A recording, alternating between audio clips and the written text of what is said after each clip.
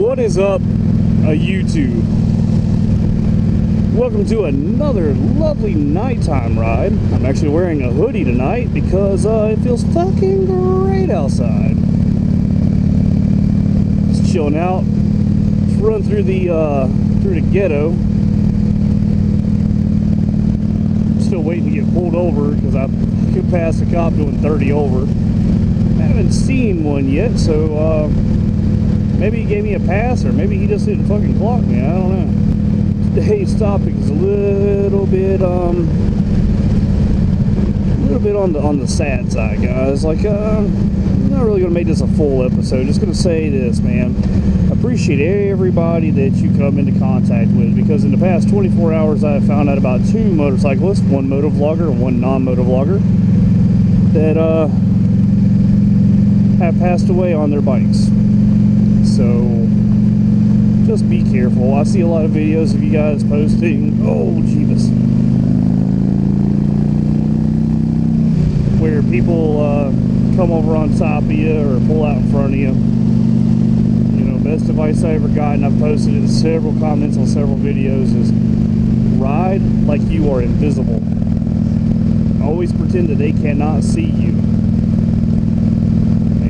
It's paid off a lot for me.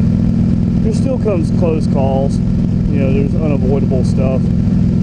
Usually what I'll do is I'll ride a few miles an hour above the speed limit or the flow of traffic, just so I can get past blind spots quickly.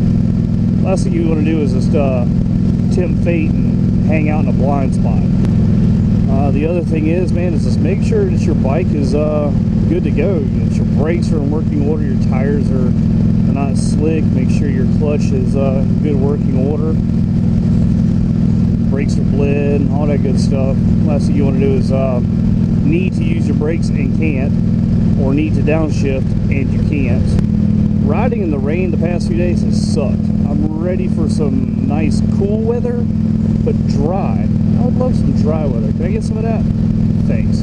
I know everybody hates on Gixxers and everything else like that, but I found one online. Guy's got some medical issues, and that's usually the 2 leading causes to selling a motorcycle are divorce and medical issues. This guy's got like an 07 or an 09 Gixxer 1000 for sale for like $2,000, and I was really thinking about going to look at it, but I just think the Gixxer's got too aggressive of a seating position for me to be comfortable.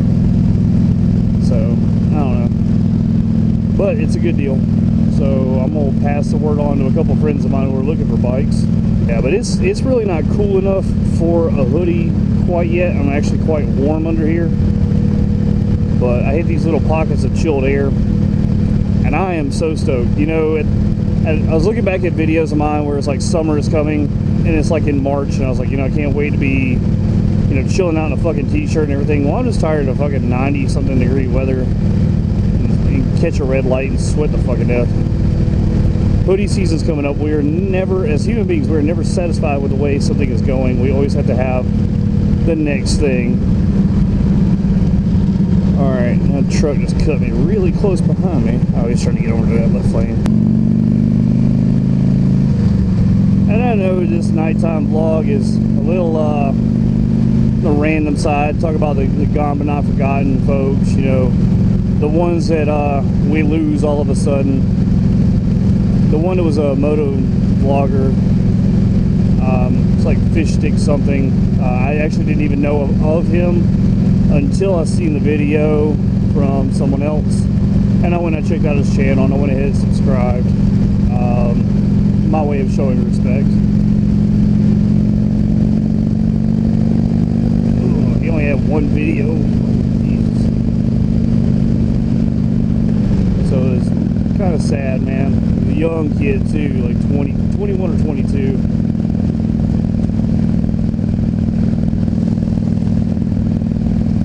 And you know, I take a step back and, you know, like I said, you know, always make sure my bike is in working order. But you know, when you hear somebody's passing, even though I've been riding for a long time, well, I've been riding for a long time. I don't want to say a long time, but I've been riding for a long time.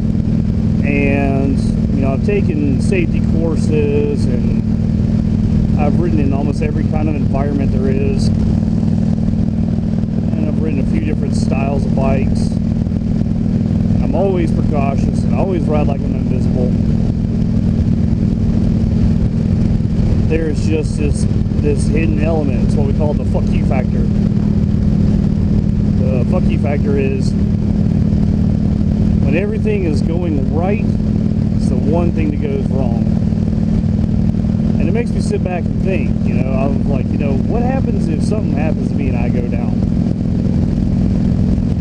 Well, the one thing that I'm hoping is my GoPro is running. And it's just mainly, not so much so, you know, I don't want you guys like seeing if it's all gory and shit and I'm mangled the fuck up. That's not the purpose of it here. You know, even if it fades black right before I crash. But just so people know that I'm doing what I love. I'm riding a motorcycle when I go the fuck out. I don't know who's gonna upload the video. I might have to make sure that I got a family member that knows to email my fucking GoPro to somebody. I might have to pick one of you fuckers to be my GoPro beneficiary. But yeah, man, I want to go out doing something I love, man. There's nothing I love more than riding motorcycles. Well, I love my, you know, my club and everything. But as far as like an actual act of doing something, yeah, definitely. Come on, dude. Definitely ride my motorcycle's it. That motherfucker's just chilling out, riding down the road with his fucking blinker on. But anyways, kind of circling back to what I was saying before, man, just appreciate everybody that you come into contact with, because, you know, something may happen. And in the words of my very good friend, who I miss very much, he's not dead, he just moved the fuck away, old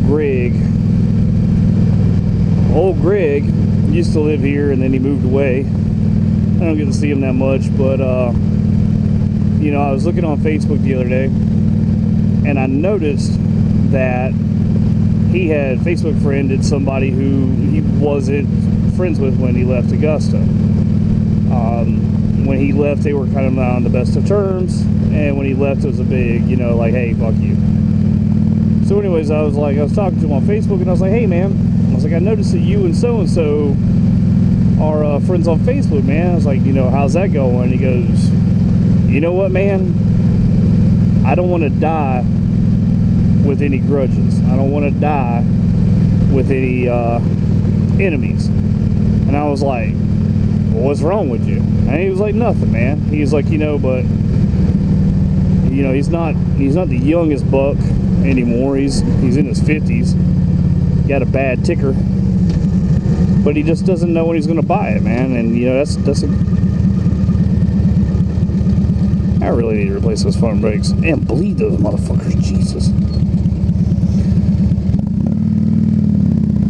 So I've been thinking, you know, there's some folks that I've got petty differences with, and there's some people I got major beef with.